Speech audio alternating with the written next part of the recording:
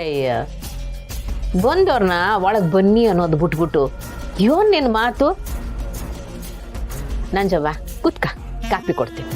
ನಿನ್ನ ಕಾಫಿ ಮನೆ ಹಾಳಾಗೋಯ್ತು. ಮೊದಲು ನಂಗೆ ಹೇಳೋದನ್ನ ಕೇಳು. ಏನು ಇಸ್ಯ ನಂಜಮ್ಮ?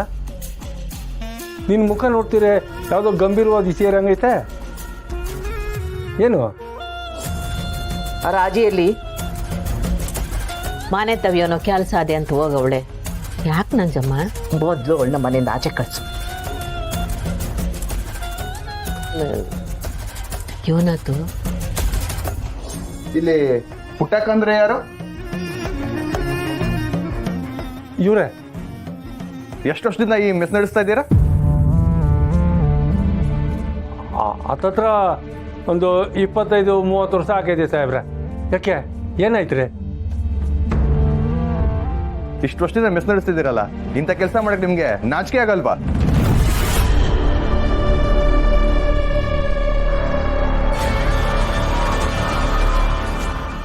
ಸಾಹೇಬ್ರೆ, ಯಾರು ನೀವು? ಏನು ಅಂತ ಕೇಳ್ತಿದ್ದೀರಾ? ನಾವು ರೈಲ್ವೆ ಡಿಪಾರ್ಟ್ಮೆಂಟ್ ಇಂದ ಬಂದಿರೋರು.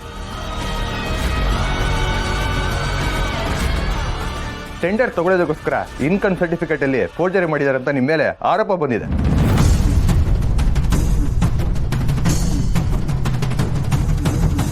ನೀವು ಏನು ಹೇಳ್ತಿದ್ದೀರಿ? ನಂಗೊಂದು ಅರ್ಥ ಆಯ್ತಿಲ್ಲ. ರಮೇ, ನಾನವ ಟೆಂಡರ್ ತಗೊಂಡು ನೋಡಲ್ಲ, ಆ ಇಸಿ ಇರಬೇಕು. ಡಿಪಾರ್ಟ್ಮೆಂಟ್ಗೆ ಮೋಸ ಮಾಡಿರೋದ್ರಿಂದ ನಿಮ್ಮ ಮೇಲೆ ಇಮಿಡಿಯೇಟ್ ಅರೆಸ್ಟ್ ವಾರೆಂಟ್ ಇಶ್ಯೂ ಆಗಿದೆ.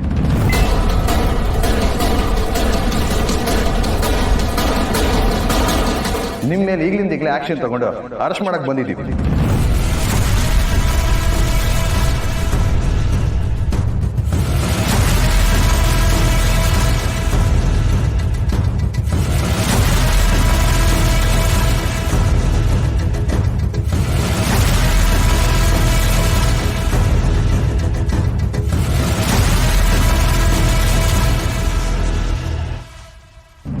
ಏನ್ ಮುಖ ನೋಡ್ತಾ ಇದ್ದೀರಾ? ಕರ್ಕೊಂಡು ನಡೀರಿ. ಸಾಹೇಬ್ರೆ, ರೈ, ಪುಟ್ಟವನ್ನ ಅರೆಸ್ಟ್ ಮಾಡಿಸ್ ಧೈರ್ಯನಾ ನಿಂಗೆ? ಅಡ್ಡ ಬಂದ್ರೆ ನಿಮ್ಮನ್ನು ಅರೆಸ್ಟ್ ಮಾಡಿಸ್ತೀವಿ. ಸರ್, ಇನ್ನೂ ಏನೋ ಮಿಸ್ಟೇಕ್ ಆಗಿರುತ್ತೆ. ನಮ್ ಪುಟ್ಟವ ಖಂಡಿತ ಇದರ ಕೆಲಸ ಮಾಡಿರಲ್ಲ. ರೀ ಸಾಹೇಬ್ರೆ, ಸರಿಯಾಗಿ ವಿಚಾರಿಸಿದ್ದೀರಾ? ನಮ್ಮ ಪುಟ್ಟಕ್ಕ ತನಗಿಲ್ದಿದ್ರು ದಾನ ಮಾಡೋವಳು ಅಂತವಳು ಮೋಸ ಮಾಡಾಳೆ.